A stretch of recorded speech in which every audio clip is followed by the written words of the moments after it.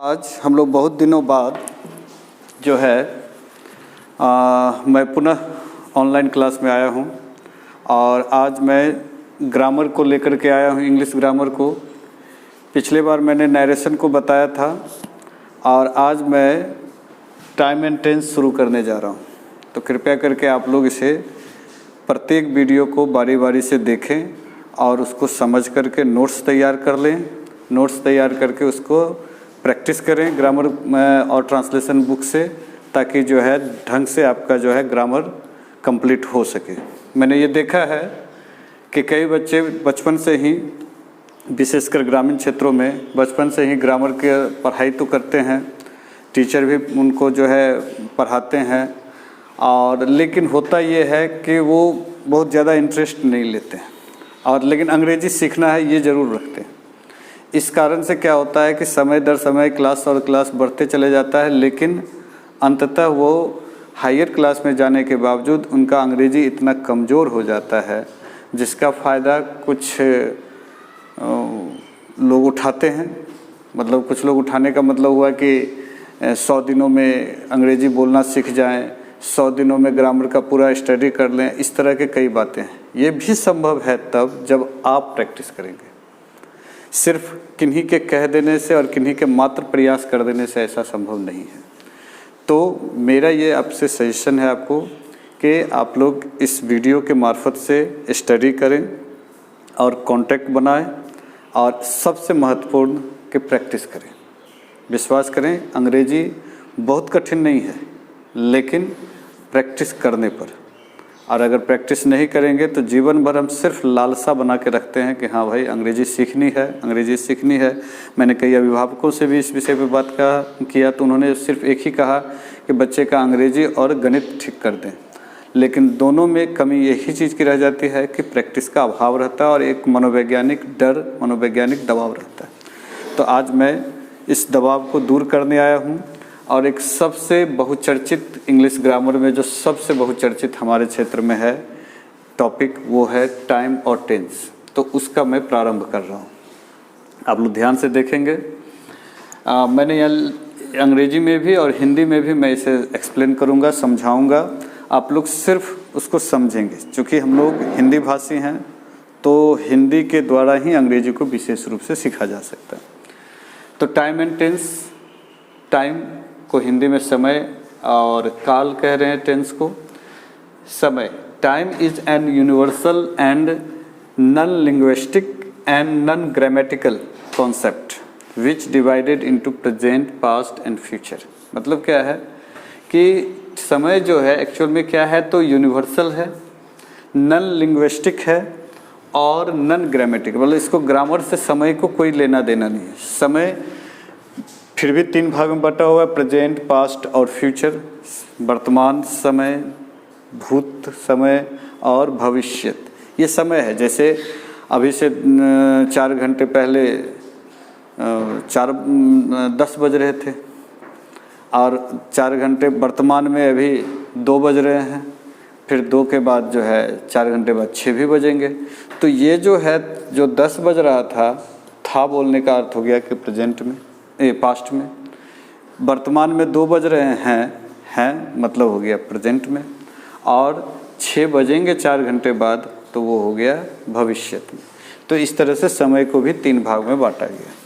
Tense की बात करें तो the tense is a grammatical, मतलब जस्ट अपोजिट। वो नॉन ग्रामेटिकल है, ये grammatical term which stand for a verb form और series of verb forms use to express a time relation. मतलब ये हो गया कि एक्चुअल में काल क्या है, तो काल है कि समय के साथ संबंध को दर्शाने के लिए क्रिया का प्रयोग किया जाता है, कि क्रिया के विभिन्न फॉर्मों का, विभिन्न सीरीजों का इस्तेमाल करके और तब जा कर के समय के साथ संबंध को जोड़ा जाता है। तो ये हो गया टेंस। आज हम लोग ग्रामर में टाइम एंड टेंस में ट्रांसलेशन का जो कॉन्सेप्ट है उसको देखेंगे, लेकिन इसके लिए हम लोगों को मैं बहुत ही सरल और जो है टेक्निकल तरीके से बताऊंगा। सरल और तकनीकी तौर का अर्थ ये हो गया कि हम लोग बहुत लंबा चौड़ा डेफिनेशन को रट करके याद करके बहुत कुछ विशेष नहीं कर सकते हैं। और चूंकि अभी तो ऑब्जेक्टिव युग है, मतलब हो गया कि आप कम समय में कितना बेहतर परफॉर्मेंस कर सकते हैं, लेकिन इसके लिए कॉन्सेप्ट भी क्लियर होना चाहिए। तो कॉन्सेप्ट भी मैं दूंगा, टेक्निक भी मैं बताऊंगा और सिखाऊंगा भी। तो आज हम लोग देखेंगे कि टेंस को, जिस प्रकार समय को हम लोगों ने देखा कि प्रेजेंट, पास्ट और फ्यूचर में बांटा गया है, उसी प्रकार टेंस को भी प्रेजेंट, पास्ट और फ्यूचर में देखा गया। तो ये हो गया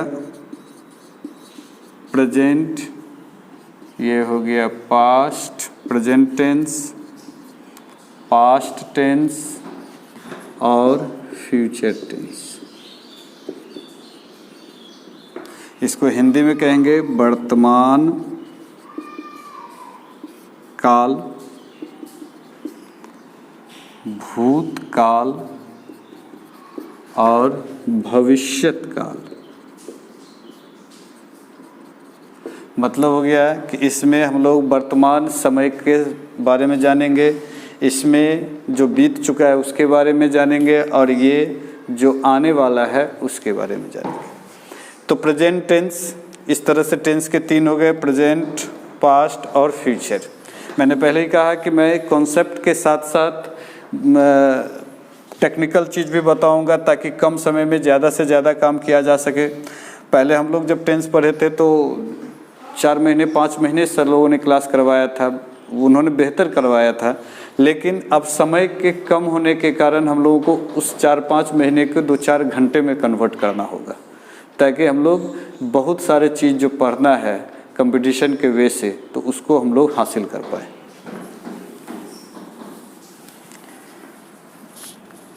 प्रेजेंट के 4 भेद हो गए। तो प्रेजेंट के 4 भेद हो गए कौन? तो प्रेजेंट इंडेफिनिट, प्रेजेंट इंडेफिनिट, इसी को जो है सिंपल प्रेजेंट भी कहते हैं। फिर प्रेजेंट इम्परफेक्ट, कहीं कहीं इसको प्रेजेंट कंटिन्यूअस भी कहा जाता है, प्रेजेंट कंटिन्यूअस। फिर हो गया प्रेजेंट परफेक्ट और फिर प्रेजेंट परफेक्ट कंटिन्यूअस।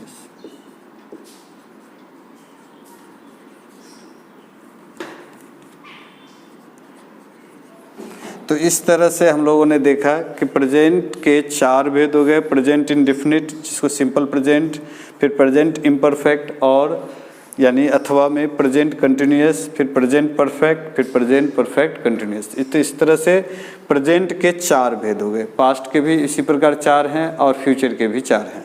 तो हम लोग इसको फिर बारी बारी से पढ़ेंगे कि प्रेजेंट इंडेफिनिट के जो ये 4 भेद हैं वो हम लोगों को क्या समझाते हैं। इसको उतार लेंगे, नोट्स बनाएंगे।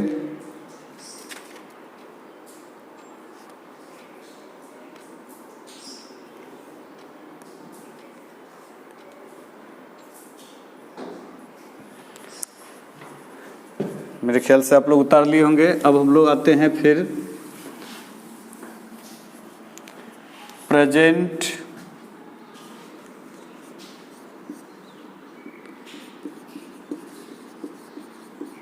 इंडेफिनिट और सिंपल प्रेजेंट टेंस में। इसको हिंदी में कहा जाता है अनिश्चित वर्तमान काल, या इसी को सामान्य या सामान्य वर्तमान काल। तो अनिश्चित वर्तमान काल या सामान्य वर्तमान काल क्या है? तो वह जिसमें कोई भी चीज़ निश्चित नहीं है। काम शुरू तो हुआ ये भी तय नहीं किया जा सकता, न समाप्त हुआ है ये तय किया जा सकता है, लेकिन काम, तो इसी को कहा जाता है अनिश्चित वर्तमान काल या फिर सामान्य वर्तमान काल। इसमें वैसे हैबिट भी आता है प्रेजेंट इंडेफिनिट में, आदत भी वही आदत हो गया, हैबिट हो गया, इस तरह के कई चीज़ें इसमें समाहित रहता है। इसकी हम लोग पहले ही बताया कि मैं कम समय में ज़्यादा बताने का प्रयास कर रहा हूँ, तो इसके लिए हम लोग चले आते हैं पहचान, रिकॉग्नाइजेशन। क्या कैसे पहचानेंगे कि कोई जो है वाक्य प्रेजेंट इंडेफिनिट में है, तो उसके लिए वर्ब जो क्रिया होगा उसके साथ जुड़ा रहेगा ता है, ती है, ते है इत्यादि। ता है, ती है, ते हैं इत्यादि। अब इसी को अगर हम लोग रूल में कन्वर्ट करें कि क्या रूल पर ये काम करता है, तो ये काम कर रहा है सब्जेक्ट प्लस V1 या फिर V5 और ऑब्जेक्ट। लेकिन फिर एक बात आ रहा है कि S का मतलब भी हम क्लियर करें यहाँ पे, तो S का मतलब होता है सब्जेक्ट, सब्जेक्ट का हिंदी होता है कर्ता, और V फॉर हो गया वर्ब, वर्ब का मतलब हो गया क्रिया, और O फॉर हो गया ऑब्जेक्ट, ऑब्जेक्ट का मतलब हो गया कर्म। ये मैं अभी बता रहा हूँ, अब जब टेंस होगा तो आप लोग इसको समझ लेंगे कि S, V और O का मतलब क्या हुआ। हिंदी में जो हमारा वाक्य होता है वो जनरली SOV रूल पर होता है, यानी पहले सब्जेक्ट फिर ऑब्जेक्ट तब वर्ब। जैसे मैं आम खाता हूँ, खाता हूँ। इससे पहले एक चीज़ और समझ लें हम लोग कि सब्जेक्ट यानी कि कर्ता क्या है। तो कर्ता का अर्थ हो गया कि वह जो काम को करता है। जैसे मैं बाजार जाता हूँ, तो जाने का काम किसने किया? मैं, तो मैं क्या हो गया? कर्ता। वह पत्र लिखती है, तो वह लिखने का काम कर रही है, तो इसलिए काम करने वाली कौन हो गई? वह, तो वह हो गई कर्ता। वे लोग क्रिकेट खेलते हैं, तो वे लोग कर्ता हो गए, यानी कि सब्जेक्ट हो गए। इसी तरह से हम लोग तुम्हारी मदद करते हैं, तो हम लोग क्या हो गए? सब्जेक्ट हो गया। तुम्हारी मदद करते हैं तो वो अलग चीज़, लेकिन हम लोग, मदद करने वाला कौन है? हम लोग, तो हम लोग क्या हो गया? सब्जेक्ट। तो यहाँ पर ये क्या हो गया? सब्जेक्ट। इसके बाद काम क्या हो रहा है? तो जैसे यहाँ पर है मैं आम खाता हूँ, तो मैं कौन सा काम कर रहा है? खाने का। तो खाना, पीना, सोना, रोना, हंसना, पढ़ना, लिखना, गाना, बजाना, चिल्लाना, ये सारा चीज़ क्या होता है? तो वर्ब, ये कहलाता है क्रिया। और ये कर्ता जब कोई काम को करता है, उसका फल जिस पर पड़ता है वो क्या कहलाता है? तो ऑब्जेक्ट, यानी कि कर्म, SOV, यानी कि कर्म। कैसे? कि जैसे मैं आम खाता हूँ, तो मैं काम किया, खाने का काम किया, और खाने का फल किस पे पड़ा? तो आम पर, तो इसलिए आम क्या हो गया? ऑब्जेक्ट। तो इस तरह से हम लोग देखते हैं कि हिंदी के जो वाक्य होते हैं वो SOV फॉर्मूला पे रहते हैं, लेकिन अंग्रेजी में इसी को क्या किया जाता है? SVO में कन्वर्ट किया जाता है, यानी कि वर्ब और ऑब्जेक्ट जो है आपस में अपना स्थान अदला बदली कर देते हैं। तो इसके हिसाब से अगर देखा जाए तो क्या होना चाहिए? मैं खाता हूँ, तब क्या? आम। अंग्रेजी में इस तरह से कहा जाता है कि मैं खाता हूँ आम, वे लोग जाते हैं बाजार, हम लोग मदद करते हैं तुम्हारी। तो इस तरह से अंग्रेजी में इसको इस तरह से कन्वर्ट किया जाता है कि पहले सब्जेक्ट तो रहेगा, लेकिन उसके बाद जस्ट बाद क्रिया आएगा यानी वर्ब, तब जा कर के ऑब्जेक्ट आएगा।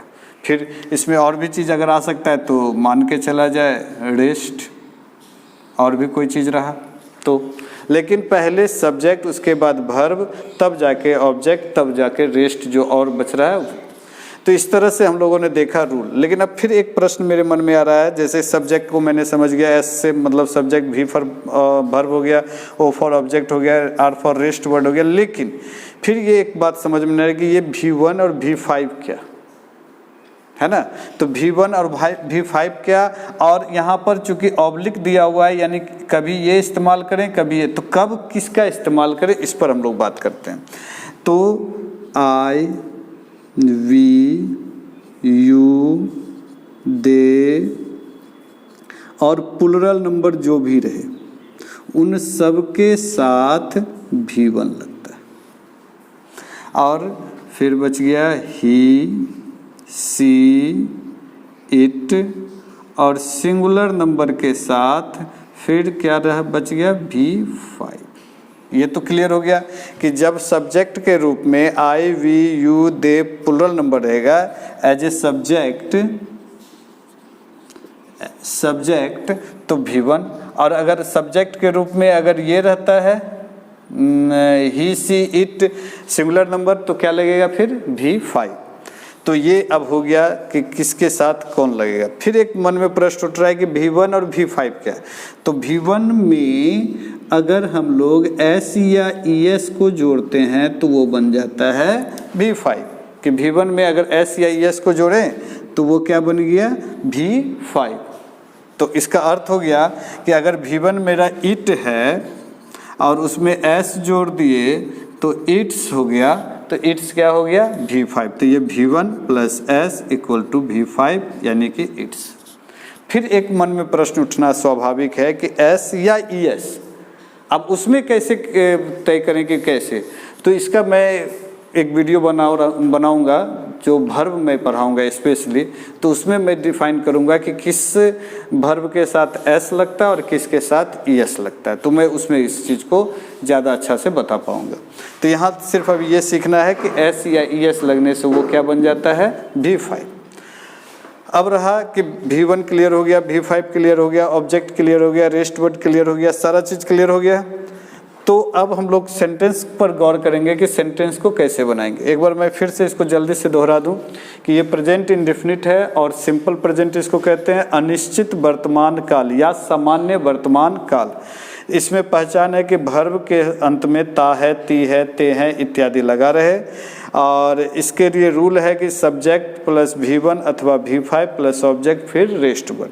अब S का मतलब क्या हो गया, सब्जेक्ट मतलब कर्ता, जिसका मतलब हो गया कि जो काम को करता है वो सब्जेक्ट है। जैसे मैं आम खाता हूँ तो मैं यहाँ पर क्या हो गया सब्जेक्ट। फिर उसके बाद भर्ब का मतलब होता है क्रिया, क्रिया का अर्थ होता है कि जो काम होता है यानी जो काम किया जाता है। तो मैंने कौन सा काम किया, खाता का, खाने का काम किया, तो इसलिए वो क्या हो गया भर्ब। अब है ऑब्जेक्ट, ऑब्जेक्ट का मतलब हो गया कि कर्म, यानी कर्ता जो काम करता है उसका फल जिस पे पड़ता है वो कहलाता है ऑब्जेक्ट। अब रहा रेस्ट, तो जैसे यहीं पर लिख देते हैं मैं आम खाता हूँ, मैं आम रात में खाता हूँ, तो ये जो रात में है ये क्या हो जाएगा तो रेस्ट, कि भाई मैं आम रात में खाता हूँ। इस तरह से अब मैंने अंग्रेजी के हिंदी के बारे में बताया कि हिंदी में जो कोई भी सेंटेंस होता है वो पहले सब्जेक्ट तब ऑब्जेक्ट तब जा कर के भर्ब, यानी कि मैं आम खाता हूँ तो पहले मैं, फिर क्रिया ना होकर के पहले क्या आ गया कर्म, कि किस पर काम हो रहा है तो आम पर, तब क्या काम हो रहा है आम पर तो खाने का। तो ये हो गया हिंदी। अंग्रेजी में इसी को क्या किया जाता है कि भर्ब और ऑब्जेक्ट अपना स्थान अदला बदली कर देते, मतलब कि मैं आम खाता हूँ तो हो जाएगा मैं खाता हूँ आम। तो इस तरह से हम लोगों ने देखा। फिर रहा क्या कि भाई भर्ब 1 और भर्ब 5 क्या है, तो V1 I we you they plural number के साथ लगेगा V1, ही सी इट और सिंगुलर नंबर के साथ लगेगा V5, तब जब ये सब्जेक्ट के रूप में रहेंगे। अब फिर प्रश्न उठ रहा था कि ये V1 और V5 क्या, तो V1 हो गया कि किसी भी क्रिया का मूल रूप होता है V1। जैसे खाना का अंग्रेजी क्या होता है ईट, तो ईट हो गया V1। खेलना का अंग्रेजी क्या होता है प्ले, तो प्ले हो गया V1। जाना का अंग्रेजी क्या होता है गो, तो गो हो गया V1।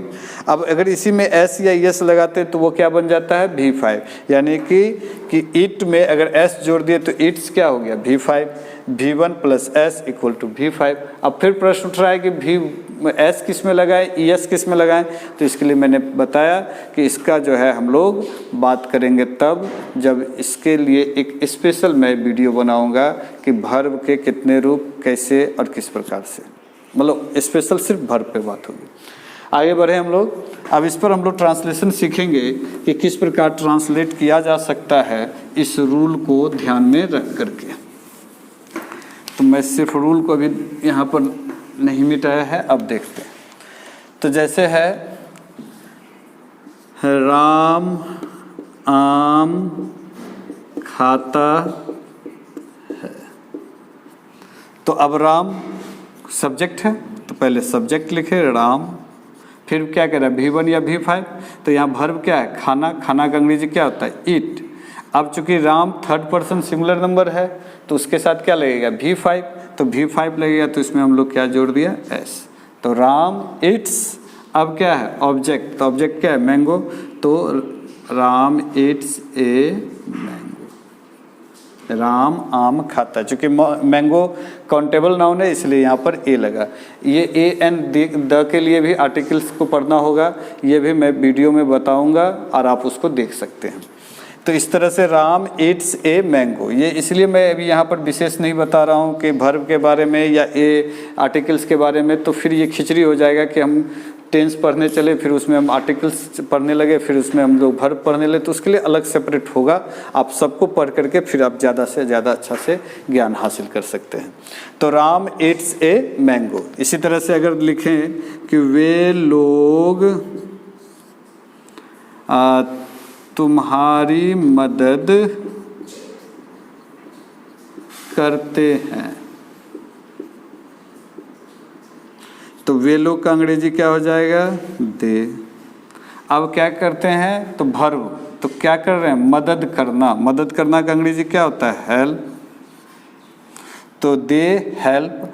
अब यहाँ V1 या V5, तो चूंकि दे है तो दे के साथ मैंने बताया क्या V1, तो बस वही रह जाएगा, तो दे हेल्प। अब किसकी मदद कर रहे ऑब्जेक्ट क्या रहा है तुम्हारी, तो यानी यू, दे हेल्प यू। तो इस तरह से हम लोग देखें कि जो है बड़ा सरल है ट्रांसलेशन बनाना प्रेजेंट इंडेफिनिट का। वैसे इसमें भी कुछ स्पेशल रूल हैं जो मैं समय आने पर बताता चला जाऊंगा, लेकिन अभी आप देखें कि दे हेल्प यू किस प्रकार से हुआ। इसी प्रकार एक और एग्जांपल लेते हैं, वह रात में खाना पकाती है, तो वह का अंग्रेजी क्या हो गया यहाँ पर सी। वैसे वह का अंग्रेजी ही भी होता है लेकिन स्त्रीलिंग होने पर सी, चूँकि पकाती है तो सी। अब क्या होगा V1 या V5, तो V5 लगेगा, भी वर्ब है क्या पकाना, पकाना का अंग्रेजी होता है कुक, तो सी कुक्स। अब ऑब्जेक्ट क्या है भाई क्या पका रही है तो खाना, तो सी कुक्स फूड। अब कब, तो एट द नाइट। फिर इसके लिए हम लोग को प्रीपोजिशन भी पढ़ना होगा, तो प्रीपोजिशन भी पढ़ेंगे हम लोग। तो ऐसा नहीं है कि ग्रामर अगर हम लोग पढ़ते, ग्रामर एक्चुअल में जो भाषा हम लोग प्रयोग करते बोलने में लिखने में या पढ़ने में, तो उसमें समग्र चीज़ होता है जिसमें नाउन है, प्रोनाउन है, एडजेक्टिव है, वर्ब है, एडवर्ब है, preposition, conjunction, interjection, time and tense पढ़ेंगे, वॉइस पढ़ेंगे, नरेशन पढ़ेंगे, सारा चीज़। लेकिन हम लोग पहले बारी बारी से इसको पहले पढ़ें, और जब हम लोग पूरा ज्ञान ले लेंगे ग्रामर का तब हम लोग कहीं पर भी गलती नहीं कर पाएंगे। चूँकि अब यहाँ पर ये प्रश्न उठना कि एट द क्यों नाइट लगा, ए क्यों लगा, तो इस तरह का प्रश्न के लिए हम लोग को ग्रामर का हर एक हिस्सा को पढ़ना होगा, तब इसका किंतु परंतु का जवाब मिलता चला जाएगा। तो हम लोग देख रहे हैं कि she cooks food at the night, तो बड़ा आसान है। अब हम लोग आगे बढ़ेंगे तो इसमें हम लोग अब नेगेटिव इंटेरोगेटिव दोनों को देख लेते हैं, ताकि आज प्रेजेंट इंडेफिनिट को मैं समाप्त कर सकूं। तो क्या है नेगेटिव, नेगेटिव सेंटेंस क्या है, तो नेगेटिव सेंटेंस जो है वो एक्चुअल में है नकारात्मक, नकारात्मक वाक्य। नकारात्मक वाक्य क्या होता है कि जिसमें कोई भी काम मना होता है। मैं बाजार नहीं जाता हूँ, वे लोग पत्र नहीं लिखते हैं, सोहन गाना नहीं गाता है। तो अगर सेंटेंस में नहीं शब्द का यूज किया जाता है अब क्या, तो इसके लिए रूल क्या है, तो रूल स्ट्रक्चर ये हो जाएगा, रूल कह दें या स्ट्रक्चर भी कई कई जगह कहा जाता है, तो इसलिए परेशान नहीं होना है कि स्ट्रक्चर हो या रूल हो, बात देखिए। तो क्या होगा, सब्जेक्ट, अब आ रहा है डू या डज, फिर नॉट रहे, नहीं का अंग्रेजी नॉट होता है तो नॉट। अब यहाँ पर V1 V5 का झमेला खत्म हो गया, अब सिर्फ V1 और ऑब्जेक्ट फिर रेस्ट। अब यहाँ सवाल फिर उठ रहा है कि फिर डू या डज, यानी ऑब्लिक दे करके या तो डू का प्रयोग करें या डज का, तो बहुत सरल है। जैसे कि हम लोग पहले पढ़े कि V1 जिसके साथ लगेगा वो डू और जिसके साथ V5 लगेगा डज, यानी कि आई, वी, यू, दे और प्लूरल नंबर के साथ क्या लगता है, तो डू, बहुत ही सरल है ना। और ही, सी, इट या कोई सिंगुलर नंबर का नाउन रहे तो क्या लगेगा, डज। बाद बाकी से हम लोग पहले से परिचय हो गया है कि subject as for do does का क्लियर हो गया कि डू किसके साथ, डज किसके साथ, नॉट सबके साथ लगेगा, जब नहीं रहेगा सेंटेंस में तभी तो बना रहे इसको। V1 क्लियर है कि मूल रूप ऑब्जेक्ट रेस्ट वर्ड। अब इस पर अगर एक एग्जांपल हम लोग लें कि एग्जांपल राधा गाना नहीं गाती है। अब ये नेगेटिव कैसे हुआ, तो नहीं लगा हुआ है इसलिए ये क्या हुआ, नेगेटिव। तो इसके अलग कैसे बनाएंगे, तो सबसे पहले क्या लिखने कह रहा है, एस फॉर सब्जेक्ट, यानी पहले हम लोग ये इसको लिखेंगे। अब क्या कह रहा है भाई, तो ये काम क्या कर रही है, गाने का, फिर ये कौन काम का फल किस पे पड़ रहा है, तो कोई सॉन्ग गा रही होगी कुछ भी, तो एसओ भी हो गया। तो सबसे पहले हम लोग को एस का अंग्रेजी लिखना है, एस का मतलब सब्जेक्ट, सब्जेक्ट क्या हो गया, राधा। अब राधा के बाद क्या है, डू या डज, तो Radha third person singular number, यानी सिंगुलर नंबर है तो क्या लगेगा, डज, तो डज। उसके बाद फिर क्या है, नॉट, तो नॉट, नहीं का अंग्रेजी। फिर क्या है, V1 वर्ब क्या है इसमें, गाना, गाना का अंग्रेजी क्या होता है, सिंग। और ऑब्जेक्ट, तो भाई सिंग मतलब जब हम कोई चीज़ को गुनगुनाते हैं जो आवाज़ निकलता है उसको कहते हैं सिंग, और जिस अंतरा को गाया जाता है, जिस स्टेंजा को गाया जाता है उसको कहा जाता है सॉन्ग, तो सिंग ए सॉन्ग। तो इस तरह से क्या देखें, Radha does not sing a song.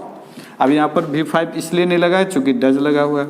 इसी तरह से एक और देखें कि मैं पत्र नहीं लिखता हूँ, नहीं लिखता हूँ, तो क्या होगा, मैं का अंग्रेजी आई। अब आई के साथ फिर क्या है, डू या डज, तो आई के साथ क्या लग रहा है, डू, तो आई डू। फिर डू के बाद वर्ब क्या है, सॉरी इसके बाद क्या है, नॉट, तो नॉट। फिर V1, तो इसमें मैं कौन सा काम कर रहा है, लिखने का, लिखने का अंग्रेजी क्या होता है, राइट। फिर क्या है, तो पत्र, तो ए, लेटर। तो I do not write a letter, इसको ए को हम लोग बोलचाल में बिहार में ए बोला जाता है, लेकिन इसको एक्चुअल में ओ। तो I do not write a letter, A को ओ का प्रोनाउंसिएशन किया जाता है। तो इस तरह से हम लोगों ने देखा कि मैं पत्र नहीं लिखता हूँ, तो नेगेटिव मेरे विचार से बहुत आसान और सरल में हो गया होगा। नेगेटिव के बाद आते हैं इसी में इंटेरोगेटिव। नेगेटिव के बाद इंट्रोगेटिव को देखें तो इंट्रोगेटिव में क्या रहता है,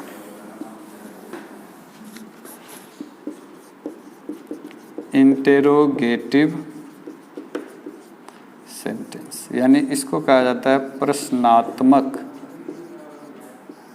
वाक्य, प्रश्नात्मक यानी प्रश्न पूछने वाला। अब इंट्रोगेटिव में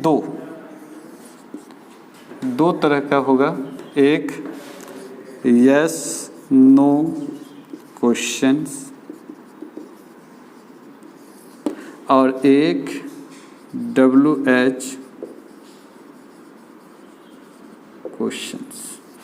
क्या है यस नो क्वेश्चन, तो यस नो क्वेश्चन बहुत ही सरल इसका पकड़ने का तरीका है कि अगर किन्हीं प्रश्नों का उत्तर, ट्रांसलेशन नहीं, उत्तर, अगर किसी प्रश्नों का उत्तर हाँ अथवा ना में हो तो उसको यस नो क्वेश्चन कहेंगे। जैसे क्या मैं बाजार जाता हूँ, तो क्या हो सकता है, हाँ में कि हाँ मैं बाज़ार जाता हूँ, अथवा नहीं मैं बाज़ार नहीं जाता हूँ।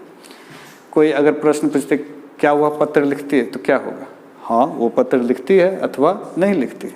क्या इसका जवाब ये हो सकता है कि अगर कोई पूछे कि क्या वह गाना गाती है, तो क्या ये हो सकता है कि नहीं वो कविता गाती है,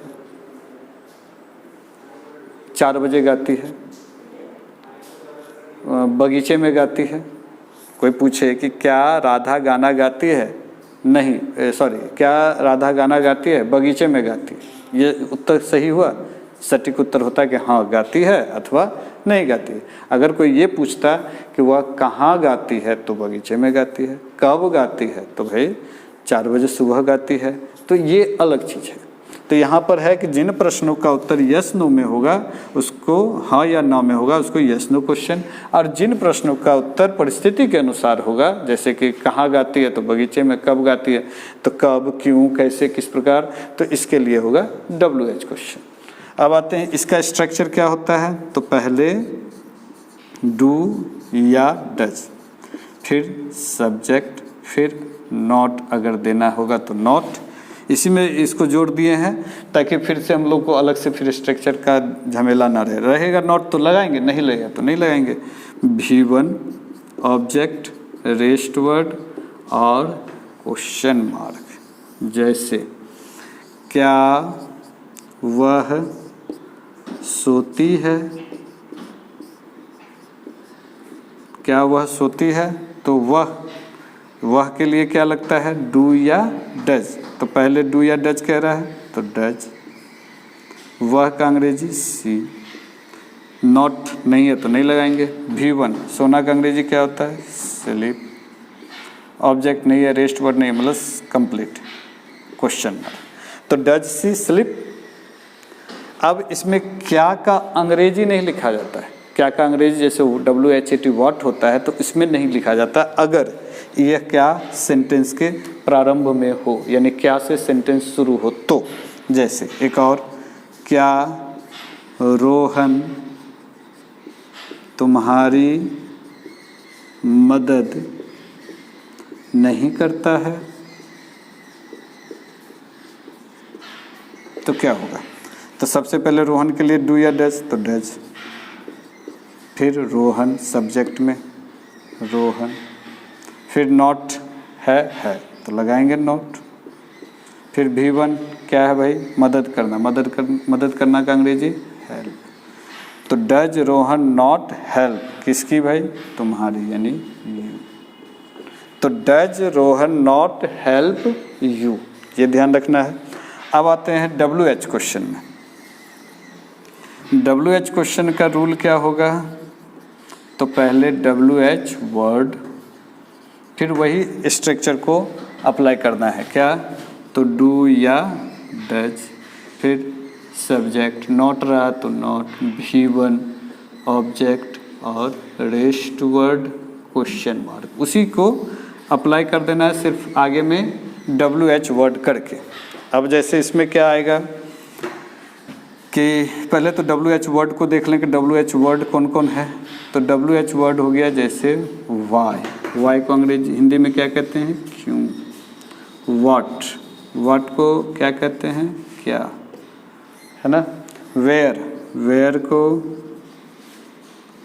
कहाँ। हु को कौन। व्हेन मतलब हो गया कब। तो इस तरह से इसका मतलब हो गया। अब इस पर अगर हम लोग को सेंटेंस बनाना है तो इसका एग्जाम्पल यहाँ देखेंगे कि मैं तुम्हारी मदद क्यों नहीं करता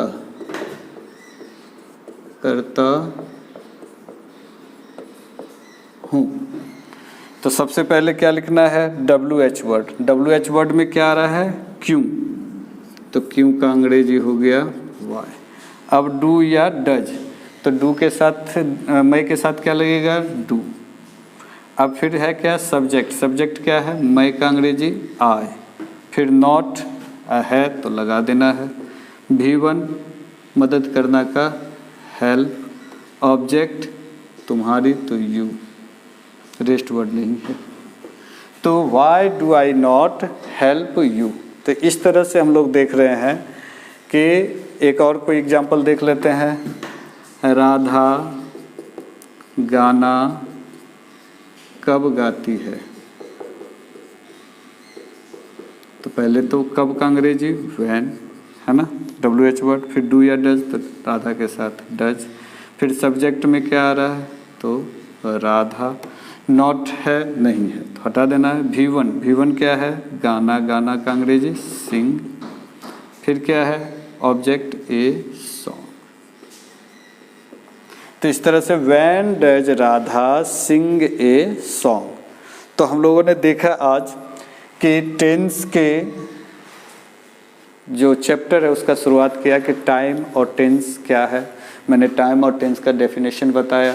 इसके बाद टेंस के 3 भेद, मूल रूप से प्रेजेंट, पास्ट और फ्यूचर टेंस, फिर प्रेजेंट के 4, present indefinite, present imperfect, present perfect, present perfect continuous, और फिर प्रेजेंट इंडेफिनिट का रूल मैंने बताया। प्रेजेंट इंडेफिनिट में फिर नेगेटिव, इंट्रोगेटिव में फिर 2 कि एक यस नो क्वेश्चन और एक WH क्वेश्चन।